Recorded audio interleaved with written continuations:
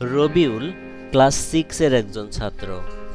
সে ইংরেজি খুব ভালো বুঝতে চায়, কিন্তু কিছু কিছু শব্দ তার মনে থাকে না।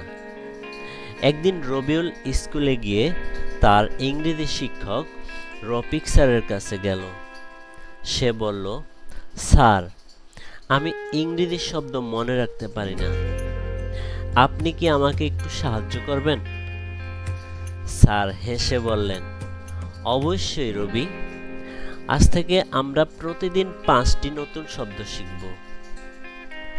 স্যার আজকে তাকে শিখালেন অ্যাডমায়ার প্রশংসা করা, ব্রেভ সাহসী, কুইকলি দ্রুত, বিউটিফুল সুন্দর, এংরি রাগান্বিত। স্যার প্রতিটি শব্দের মানে বললেন এবং একটি করে বাক্য বললেন, যেমন she is a brave girl. রবিও বলল, শি রানস কুইকলি। স্যার খুশি হয়ে বললেন, বাহ, তুমি খুব ভালো করেছো।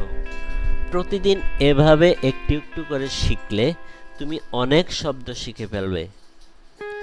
রবি হাসলো এবং বলল, স্যার, আমি প্রতিদিন নতুন শব্দ শিখতে চাই। স্যার বললেন, ঠিক আছে, দেখা হবে আবার কাল। আরো নতুন 5টি শব্দ নিয়ে আসবো।